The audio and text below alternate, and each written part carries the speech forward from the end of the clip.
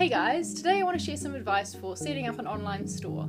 In case you didn't know, I have a little apparel company called Liner Note Kids that I started when I was in university, and I have actually made a whole video on the story of how I started that little business. And on that video actually I've had quite a few questions about how to set up an online store, which storefront to choose, things like that. So I thought I would dedicate today's video to telling you all about how I set up my store online and giving you some tips and recommendations. The hardest part about setting up an online store, for me anyway, was choosing what site to go with. And what I found the best way to do this was to write a checklist of all the things that I needed from an online storefront, and then just keep searching, keep googling until I found the one that suited me. I'm sure you've all heard of Etsy, and that's definitely one of the most popular online storefronts, but I wanted something that I could fully customize the look of so that I could tie it in with my existing website, so that just wasn't for me. I also didn't want to pay anything over and above the normal PayPal seller's fees because I wasn't selling that many t-shirts and I wanted to try spend as little on the setup as possible. I also needed something that was easy to use, obviously, and I wanted to be able to list as many items as I wanted for sale. Finding something that was that good but also free was really difficult, but one day, just through random googling, I stumbled across a storefront called Store Envy. Store Envy suits me perfectly, first of all because it's totally free to use.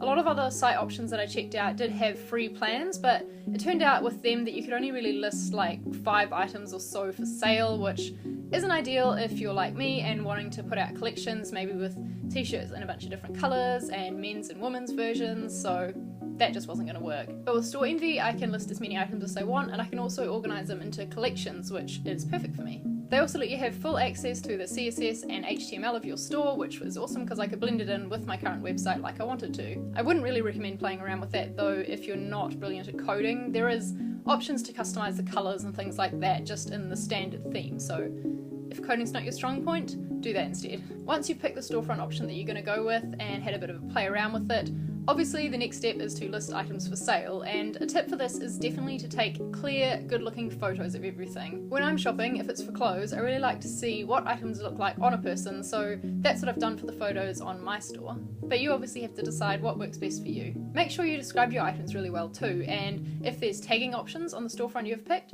make sure you tag them well. A good percentage of the sales that I get actually come through the Store Envy marketplace. Every item you list for sale on Store Envy goes into their general marketplace, so if someone just searches on Store Envy, the site, not your particular store, they could find items in your store which relate to the terms that they've searched, even though they weren't looking for your store in particular, which is really cool. And I wouldn't have gotten those sales if I hadn't tagged my items properly. Make sure your store has a good FAQ section also, just so that customers can read a bit more about you and see that you're trustworthy. It's also a really good idea to clearly state how long shipping will take. That's especially important for me because, as you can probably tell by my accent if you didn't know, I live in New Zealand, so all of the items I ship come from here, so they take much longer than average to get anywhere basically, and a lot of my customers are from the US and they're used to shipping obviously being like 1 or 2 days, so it's important that I state that really clearly so that there's no nasty surprises. So if you're just upfront and honest about everything, you shouldn't have any problems. And that's pretty much it really.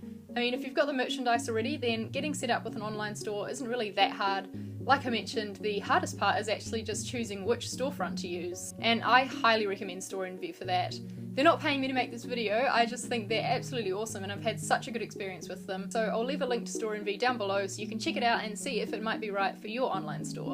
And if you're interested in checking out my store, then I'll leave a link to that below as well. If you found this video interesting or maybe it helped you out somewhat, then please give this video a thumbs up, and if you've got any other questions that maybe I didn't answer during this video, feel free to leave them down below in the comments.